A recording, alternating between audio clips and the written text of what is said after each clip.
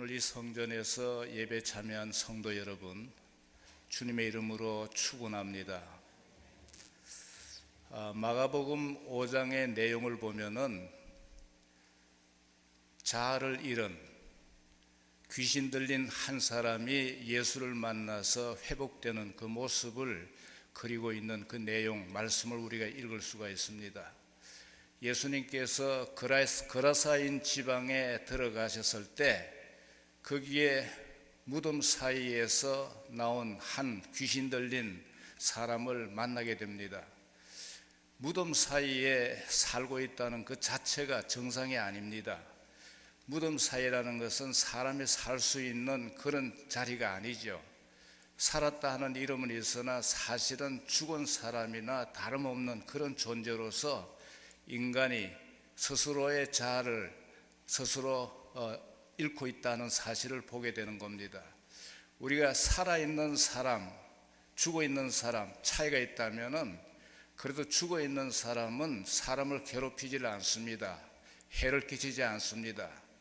그런데 죽어있는 것 같은데 살아있다는 이 사실은 여러 가지로 해를 끼칠 수 있는 그런 하나의 모습을 우리들에게 일깨워주고 또 알게 해주고 있습니다.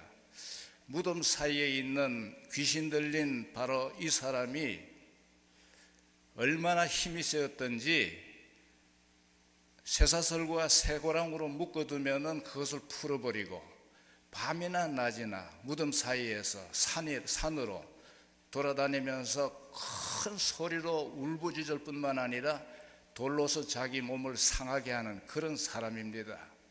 예수님께서 그 사람을 만나게 됩니다. 귀신 들린 사람인 줄 알고 예수님께서 귀신을 향해서 나오라고 얘기를 했을 때 그 귀신이 예수님에게 얘기를 합니다. 지극히 크신 하나님의 아들 예수여, 나와 무슨 상관이 있습니까? 제발 나를 괴롭히지 마십시오. 바로 그런 말씀, 그런 대응을 하죠. 예수님께서 질문을 던집니다.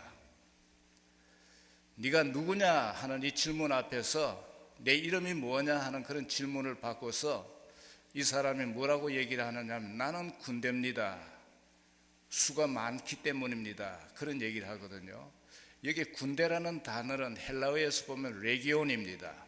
레기온이라 그런다면은 이 군대 용어로 군대라는 그 하나의 배경에서 보면은 한 2,000명 정도의 사병을 거느리고 있는 연대 규모라고 얘기할 수가 있는 것입니다. 얼마나 많은 귀신들이 그 속에 들어앉아 가지고서 완전히 인격을 짓밟고 있는가 하는 것을 우리가 상상해 볼 수가 있죠. 예수님께서 귀신의 요청에 의해 가지고서 돼지 2,000마리 속에 들어가도록 허락을 하시고 그 사람을 본래적인 그런 인격체, 자아로 회복시켜주는 그 내용을 우리는 마가복음 5장에 있는 내용 말씀 가운데서 확인할 수가 있습니다. 이 귀신이 들린 이 사람을 보면서 저는 오늘을 사는 이 현대인의 모습을 생각해 봅니다. 어떤 면에서 보면은 현대인의 모습 그대로가 아닌가 하는 그런 생각을 가져봅니다. 오늘 우리가 살고 있는 이 세상, 많은 사람들의 삶을 우리가 살펴볼 때에 정상이 아닌 그런 삶을 살아가고 있습니다. 여러 가지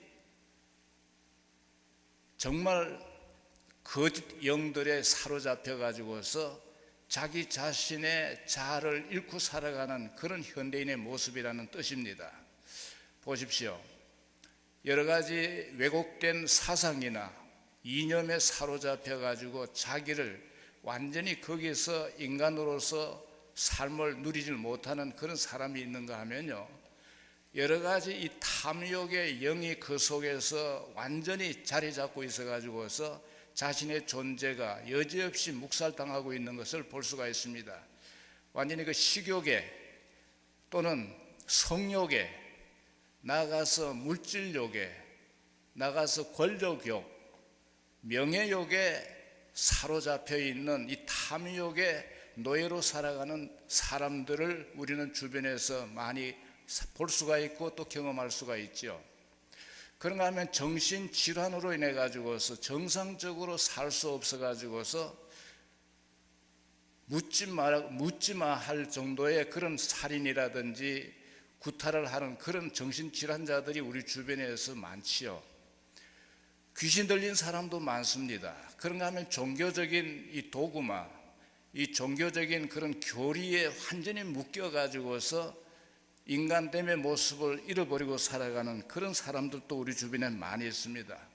한마디로 얘기해서 여러 가지 그 악령에 사로잡혀 가지고서 자기 정체성을 잃고서 울부짖는 그 인격의 아우성을 우리는 여기저기에서 들리는 소리를 듣고 오늘을 살아가고 있죠. 바로 이 문제를 생각하면서 저는 서울대 물리학과 명예교수이신 장혜익 교수가 쓴 글 가운데서 우주 생명과 현대 인간의 암세포적 존재라는 그런 글을 읽었습니다. 그 글 속에서 보면은 이 사람은 인간의 문제, 현대인의 문제, 바로 인간의 완전히 그 병든 이 인간의 실존의 결과가 인간 사회뿐만 아니라 인간이 몸담고 있는 우주 생명체, 이 생태계 전체를 완전히 병들게 하고 있다고 그렇게 진단을 하고 있습니다. 그는 이 우주 생명 공동체의 단위를 얘기할 때에 우리 인간의 인체에 비유해 가지고 설명을 합니다.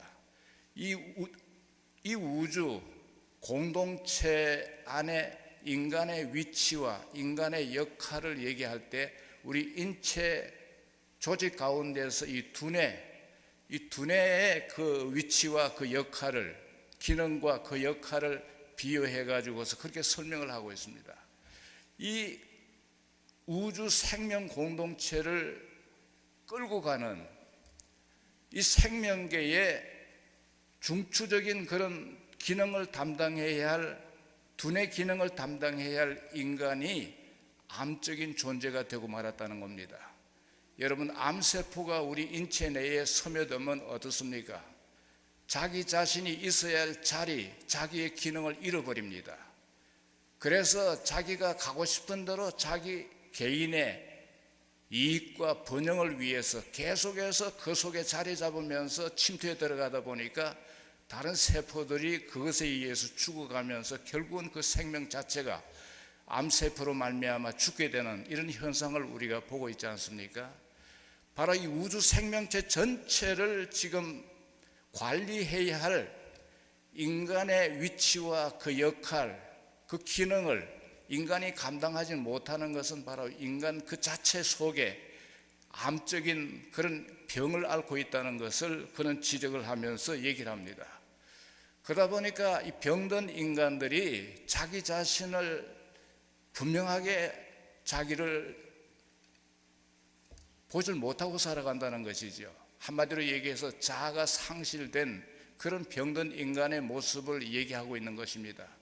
그래서 소위 내가 누구냐 하는 이 질문 앞에서도 정말 이 본질적인 이 자기의 모습을 그는 알질 못합니다. 경험하지 못했기 때문에. 여러분들 사람들로부터 당신이 누굽니까 하는 그런 질문을 받을 때 우리가 군대라든지 군인이라든지 경찰관들이 흔히 이 관등 성명을 하지요. 자기 자신의 이름과 계급과 또 이 조금 장교들 경우에는 자기 보직까지 이렇게 얘기하면서 자기를 소개하지 않습니까? 우리 민간인들에게도 서로 낯선 사람을 만나면 어떻게 합니까?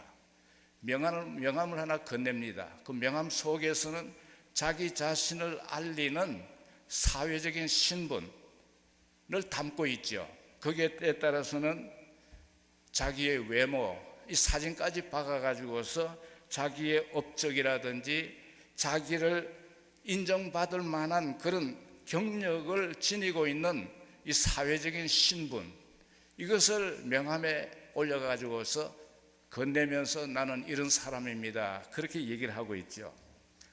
자, 거기 소개하고 있는 이 명함 속에 있는 자기 자신의 모습이 진정한 자기냐, 외적인 자기 모습으로 어느 정도 자기라는 한 개인의 정보는 전달할 수가 있을는지는 모르겠습니다만은 정말 그 속에 있는 진정한 자기의 모습이 거기에서 드러나고 있느냐 하는 문제지요.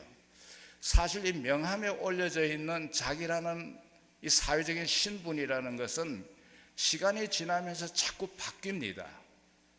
그리고 나이가 들어가지고서 결국 세상을 떠나게 되면 그 명함에 있는 자기의 존재는 죽음과 함께 완전히 다 소멸되어 버리는, 사실상 자기 존재를 드러내는 자기 정체성을 거기서 담고 있질 못하다는 얘기지요.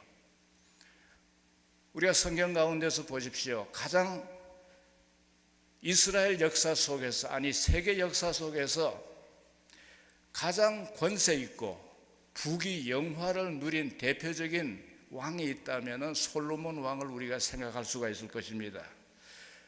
최고의 자기의 신분을 가지고서 이웃나라까지 정말 부러워할 정도의 그런 영화를 누리던 이 왕, 마지막 말년에 가가지고서 자기 자신의 인생을 돌아보면서 어떻게 해고를 하고 있습니까? 전도서 1장 2절 3절에 있는 말씀, 헛되고 헛되며 헛되고 헛되니 모든 것이 헛되다. 한 구절 속에서 5번 반복해서 헛되다. 사람이 회아래 수고하는 모든 수고가 사람에게 무엇이 유익하겠느냐. 결국 육체로 사는 인간의 존재, 비교 속에서 다른 사람들보다도 행복하게 보이는 것 같지만은 결국은 허무한 인생으로서 끝나는 그 모습을 얘기를 하고 있죠. 그러면서 그는 전도서 마지막 장인 12장 13절에 가가지고서 결론을 내리죠. 일의 결국을 다 들었으니 하나님을 경외하고 그 명령을 지킬지어다. 이것이 모든 사람의 본분이니라. 그런 말씀을 쓰고 있습니다. 장혜희 교수가 이 우주 생명체를 관리하는 이 중추적인 두뇌 기능 역할을 담당해야 할 인간이 병이 들어가지고 암이 걸려가지고서 오히려 관리인으로서 책임을 수행하지 못하는 데서 생태계가 병이 들었고 인간들이 병들어서 자기의 모습을 찾지 못하고 있는 이 실존을 그는 문제는 잘 정리해 주고 있습니다. 진단은 잘했습니다. 그래서 결론에 가서 보면요, 이 사실을 현대인이 좀 자각하고 인간 중심의 물질 문명을 벗어나자 하는 그런 의식을 일깨우는 그런 결론으로서 논문의 내용이 정리가 되고 있습니다. 그러나 사실 처방이 없습니다. 진단은 정확하게 드러내는데 그에 대한 해결의 길은 열어주질 못하죠. 이게 과학의 한계입니다. 솔로몬이 경험했던 그런 경지, 정말 여호와를 경외하는 이것이 사람의 근본이라는 이 깊이를 과학은 해결해 주질 못하고 정리해 주질 못하는 한계를 가지고 있죠. 여러분, 이 한계를 넘어서려고 한다면 우리는 성경으로 돌아가야 됩니다. 귀신 들린 이 사람이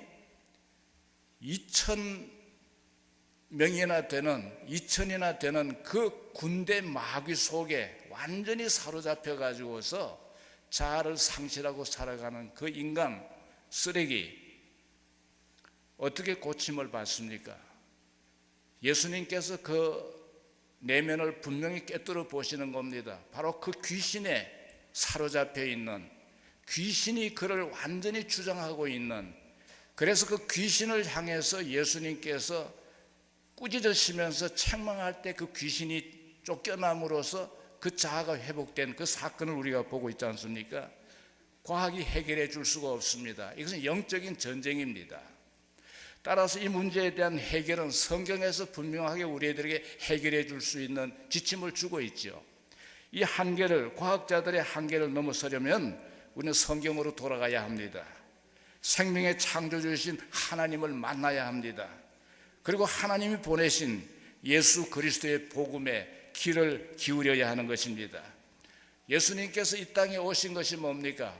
우리 인간 속에 뿌리 내려 있는 이 죄의 속성, 완전히 암적인 존재, 이 죄의 본질을 예수님께서 뿌리채 뽑아내시고 우리가 잃었던 정보를 바르게 밝히 보여주어서 하나님의 피조물로서 우리 자신이 이 생태계, 이 세계를 관리할 수 있는 청지기로 바로 세우기 위해서 예수님께서 이 땅에 오신 것이죠.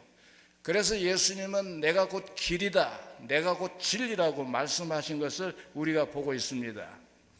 오늘 말씀을 우리가 들어가서 보면은 오늘 본문 말씀, 우리 인간이 잃어버린 자아 정체성을 되찾아주는 이 복음을 소개하고 있습니다. 그 복음을 오늘 본문 말씀 가운데서 저는 세 가지 단어 앞에 이 전치사로 이어지고 있는 그 내용을 여러분들에게 정리해서 말씀드리겠습니다. 첫째는 5장 17절에 있는 말씀, 그리스도 안에서. 둘째는 18절에 그리스도로 말미암아. 셋째는 20절에 그리스도를 대신하여라는 이 말씀을 여러분이 주목해 보시기 바랍니다. 중심 대상이 누굽니까? 예수 그리스도입니다. 예수 그리스도의 복음을 얘기하고 있습니다. 잃어버린 인간의 정체성을 회복하고 본래적인 하나님의 자녀의 신분을 찾아주기 위해서 오신 예수님, 그 예수 그리스도를 통해서 하나님의 사랑을 이 땅에 보여주신 그 기쁜 소식을 복음은 우리에게 설명해 주고 있는 것을 보고 있습니다. 오늘 이 본문 말씀 속에서 사도 바울이 자기 자신의 정체성 역시 그리스도 안에서 찾고 있다는 것을 찾았음을 그는 고백하고 있습니다. 첫 번째 보십시오. 고린도 후서 5장 17절에 있는 말씀, 누구든지 그리스도 안에 있으면 새로운 피조물이요 새 것이 되었다 하는 말씀이 있죠. 그리스도 안에 있으면 새로운 존재가 된다는 것입니다. 바로 이 말씀 속에서 우리는 사도 바울 자신의 신앙의 고백을 듣게 되는 것입니다. 이 고백이야말로 우리가 영원히 지워버릴 수 없는 그리스도인의 정체성을 세워주는 그런 말씀이라고 저는 여러분들에게 말씀드리고 싶습니다. 우리의 포켓 속에서 가지고 다니는 명함, 자기 자신의 사회적인 신분의 내용이 아무리 화려하다 하더라도 시간이 지나면 버릴 수밖에 없는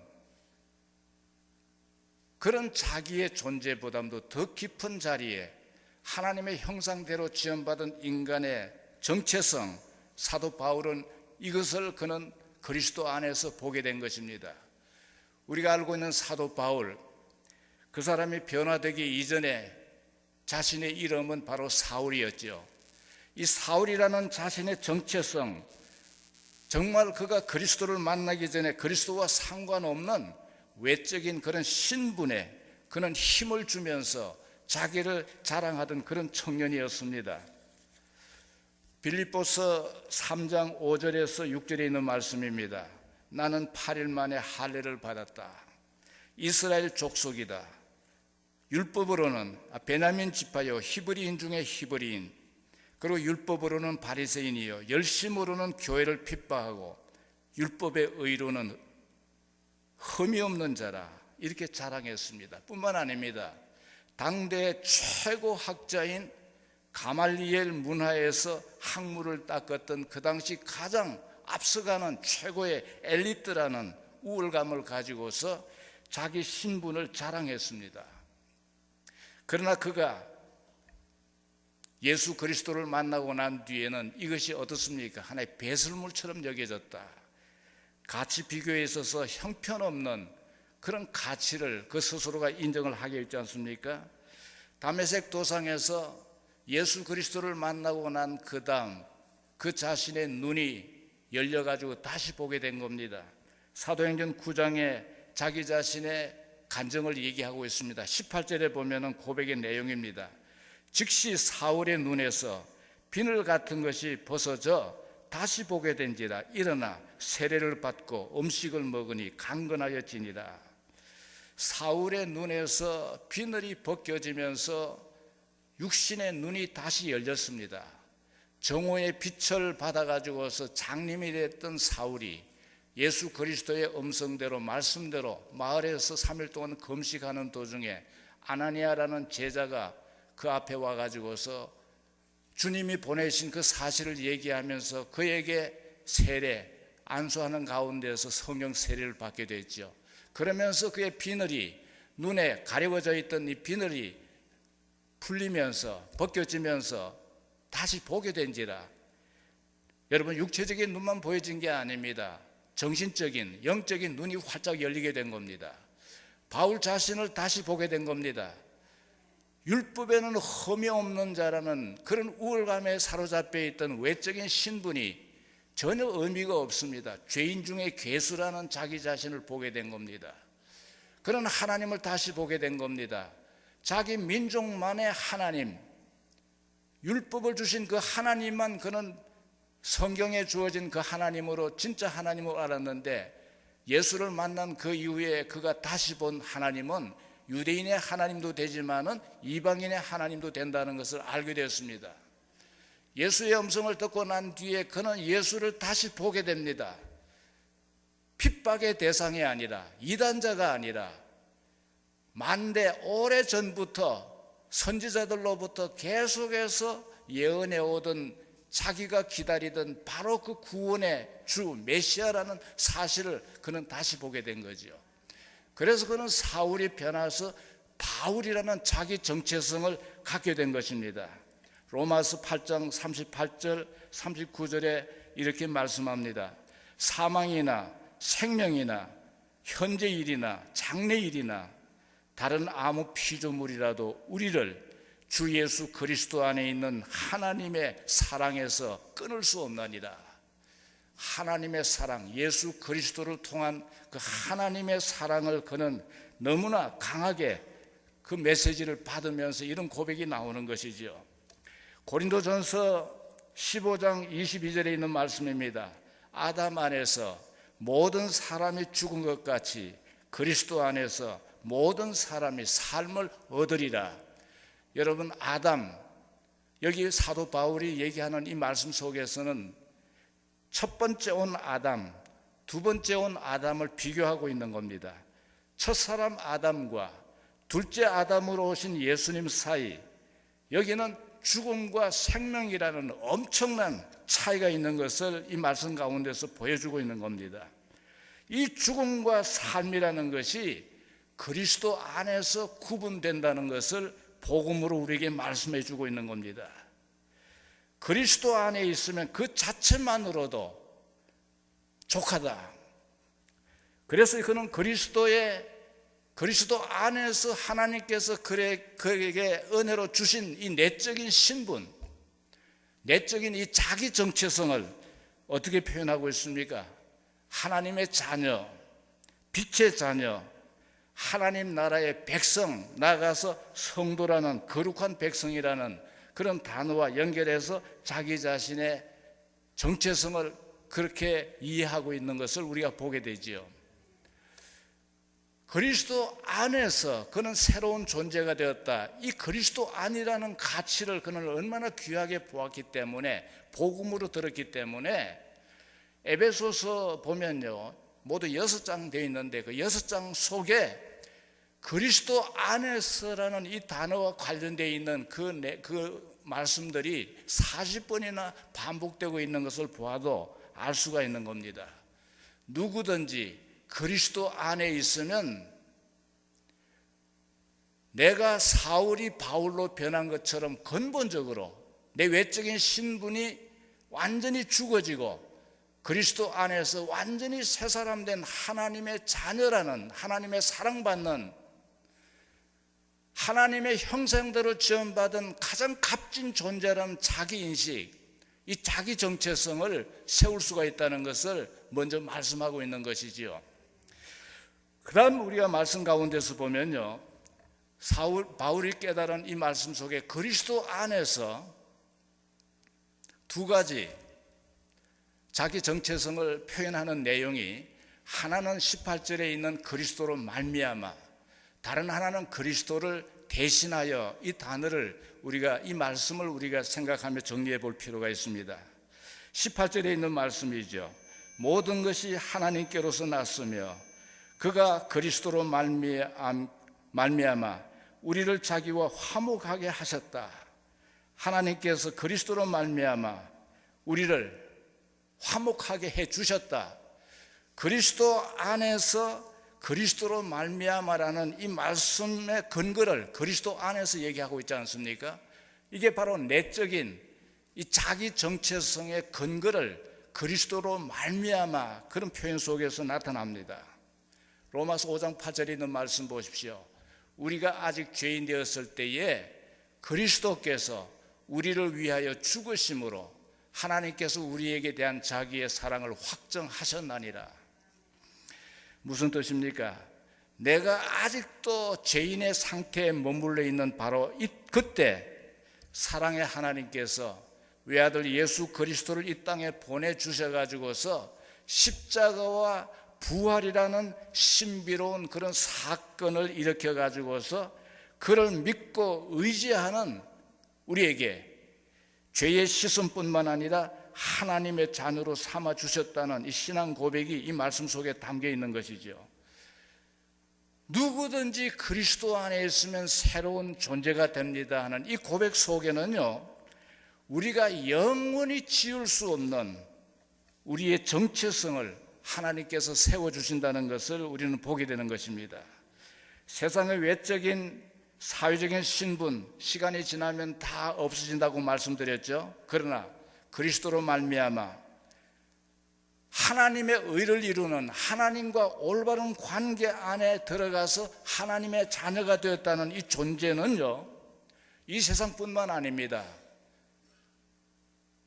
이 세상을 떠나서 우리가 하나님 나라에 들어갈 때도 그리스도 안에서 그리스도로 말미암아 우리가 하나님의 자녀된 영광을 안고 어린 양 혼인잔치에 참여할 수 있는 빛나는 그런 영광의 아름다운 모습으로 참여할 수 있는 것을 보게 되는 것이죠.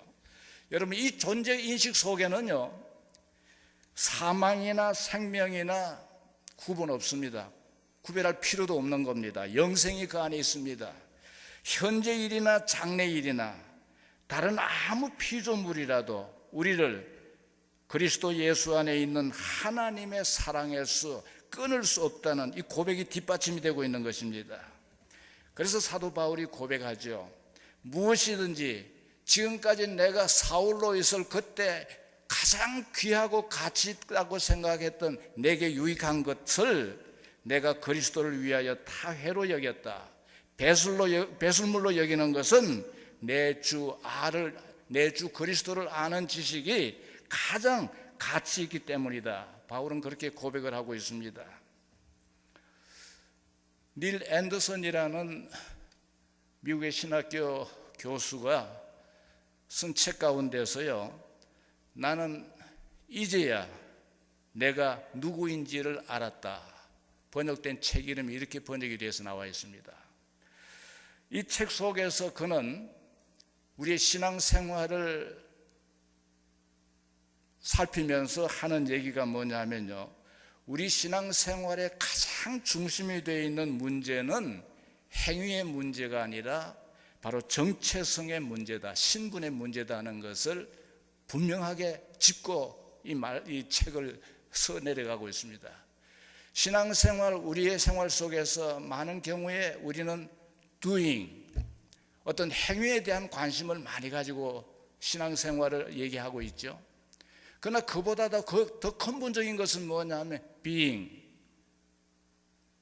내 자신의 정체성, 바로 이 존재, 신분 그 자체가 신앙생활의 가장 근본적이고 중심이 되는 주제가 되어야 된다는 것을 얘기를 합니다.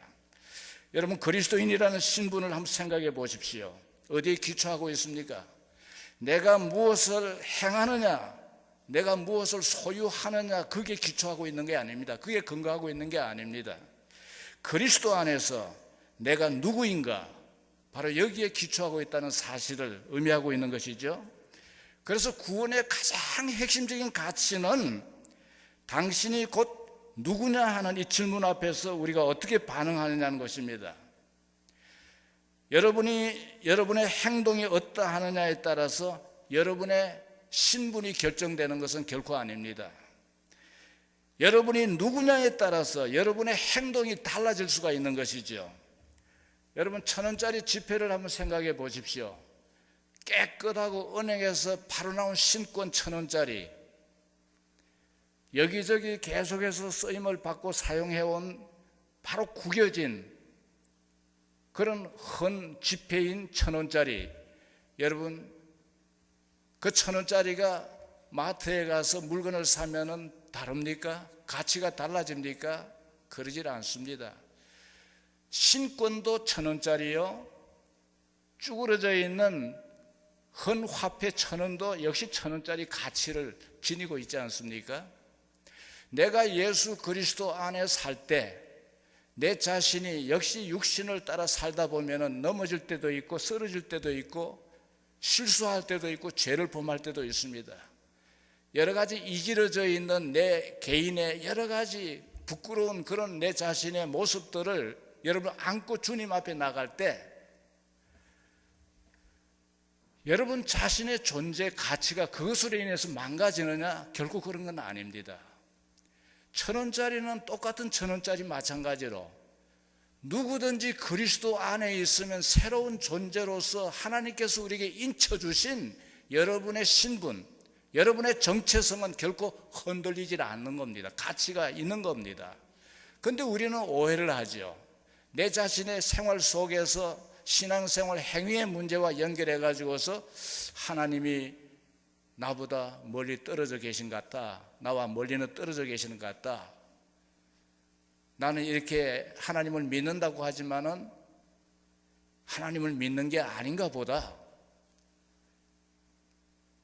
그 하나님의 말씀 속에 그런 말씀이 있는 게 아니라요, 사탄이 여러분의 마음속에 계속해서 여러분의 약점을 틈타 가지고서 송사하는 그 송사의 내용이 바로 그런 식으로 접근합니다. 그래서 여러분을 실족시키려고 하는 겁니다. 봐라, 네가 이렇게 하나님의 자녀라고 얘기하면서 간증도 하면서 이런 모습이지 않느냐, 이래도 하나님을 믿는다고 하느냐, 송사하지요.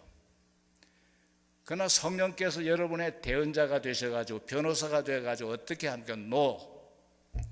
철저하게 여러분 편에서 여러분을 위해서 대변해 주시는 하나님의 여러분들을 향한 약속 변함이 없습니다.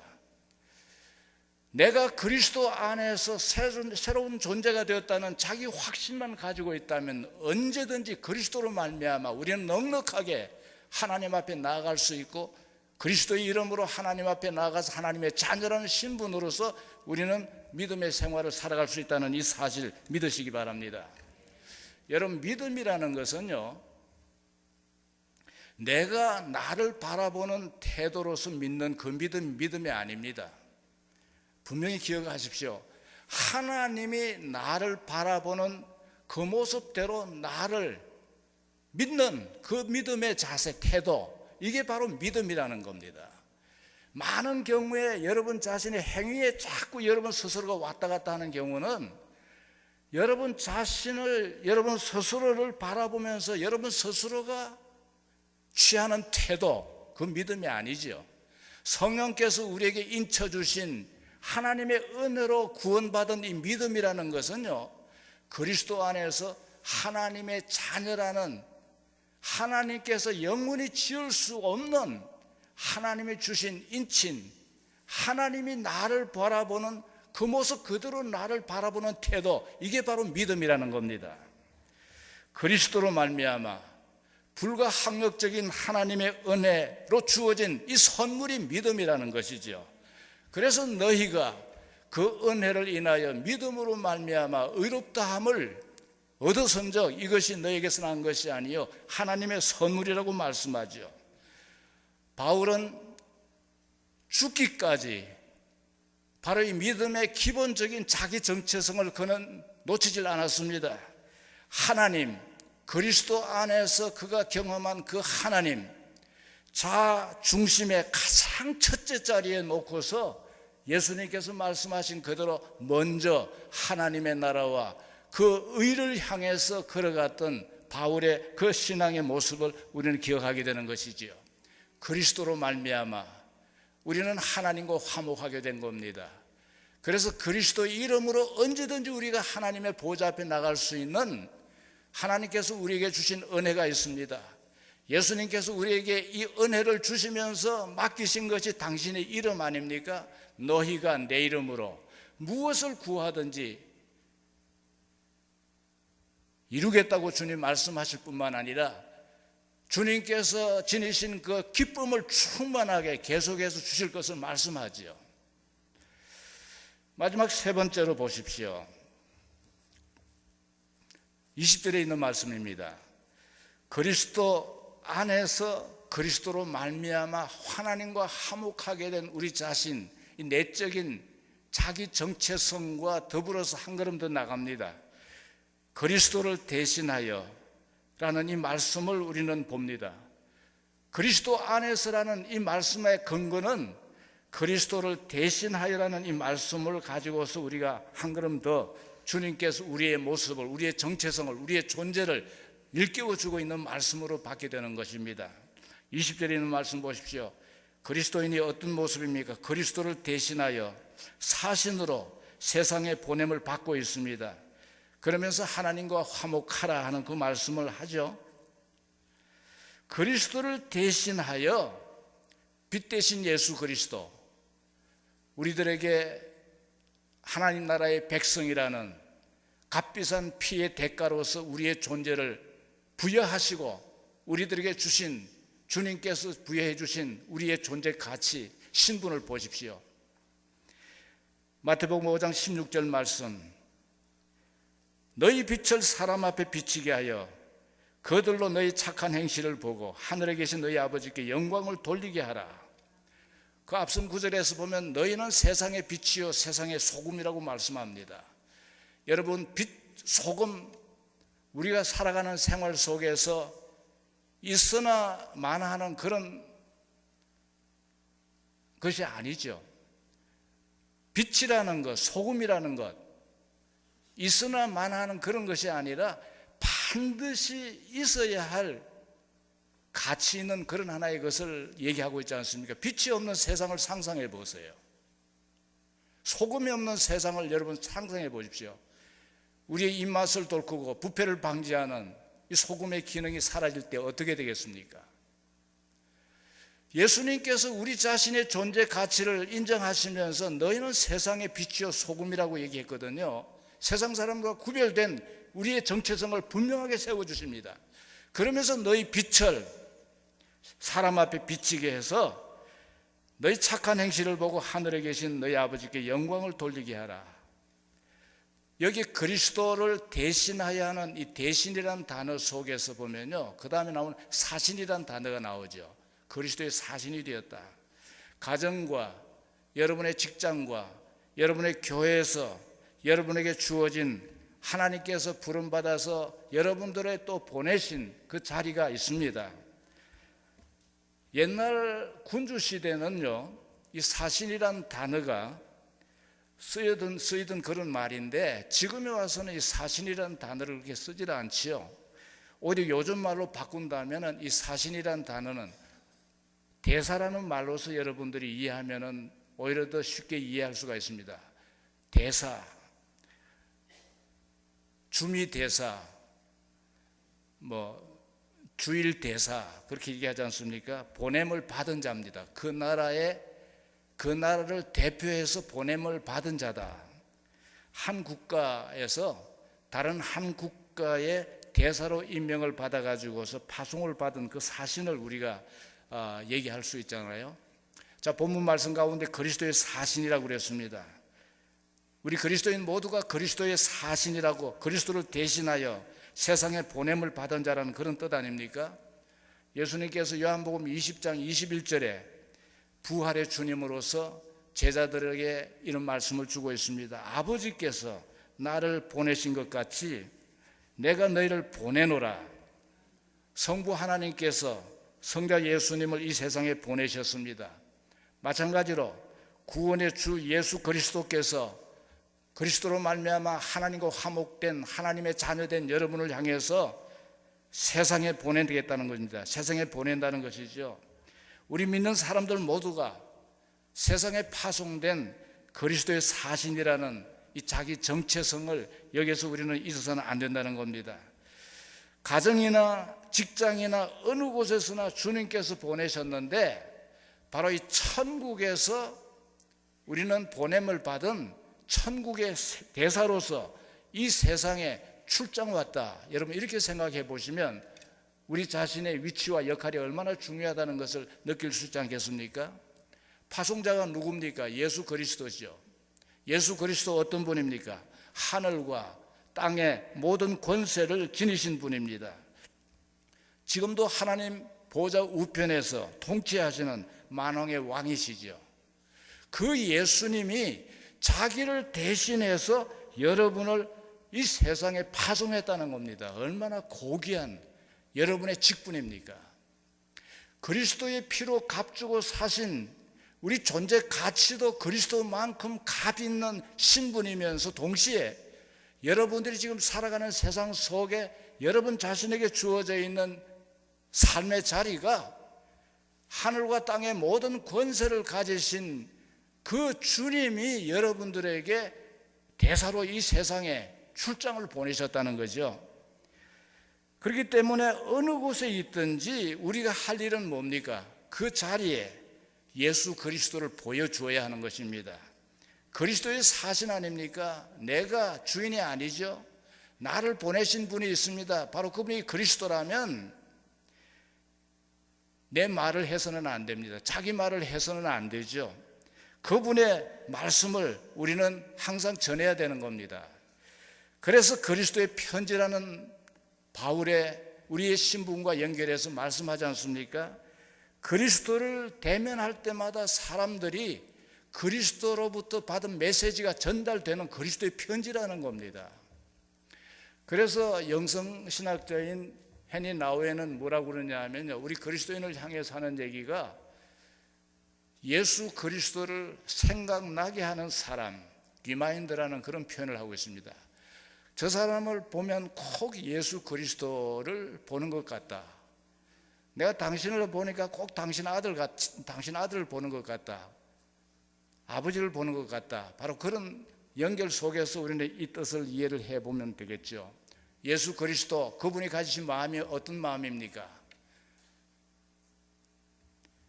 사도 바울이 얘기합니다. 나보다 남을 더 낫게 여겨라.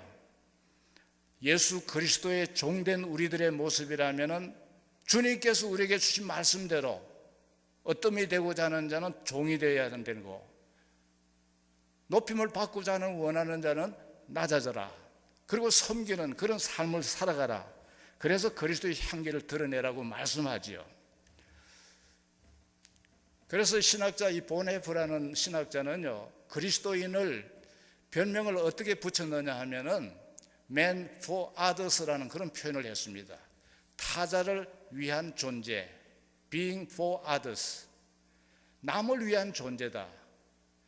나를 위해서 사는 삶이 아니라 주님께서 나를 보내셨고 나는 이미 세례를 통해서 죽었고 내 안에 그리스도가 산다면은, 나를 통해서 그리스도가 비춰지고 드러내 보여준다면은, 그리스도가 보여준 삶의 방식은 철저하게 그리스도 자신을 위해서 산 것이 아니라 이웃을 위해서, 지극히 작은 자를 향한 예수님의 그 관심 속에 예수님께서 삶의 스타일이 그대로 드러난 것이라면, 나란 크리스천이라는 이 아이덴티티는 뭘 말하고 있느냐 하면은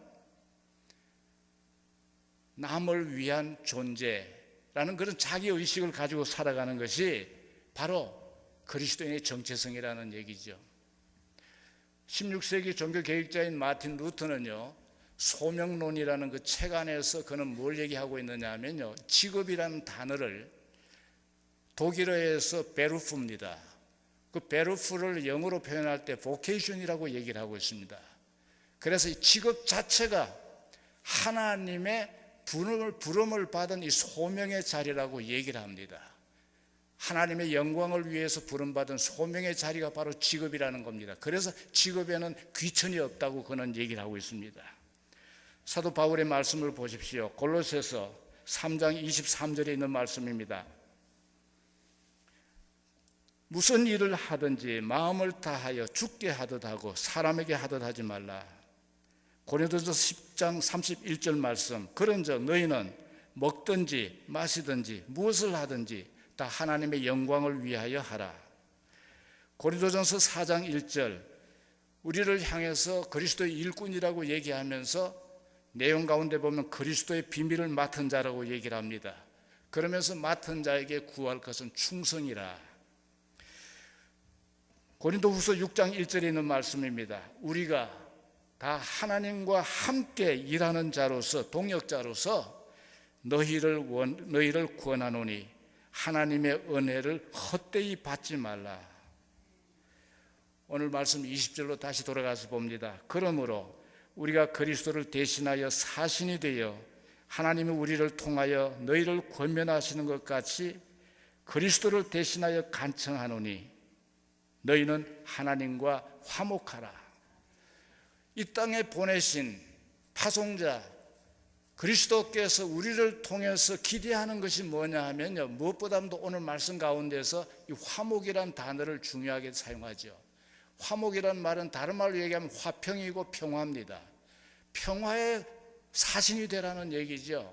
그래서 우리 그리스도인들은 세상 속에서 화목을 도모하는, 화평케 하는 자, 가정 안에서, 직장에서, 사회생활 속에서 평화를 일깨워가는 그리스도의 사신이다. 그런 면에서 우리는 피스메이커가 되어야 된다는 것을 분명하게 얘기해 주고 있는 것이죠. 바로 예수님이 그러한 모습으로 살았다는 겁니다.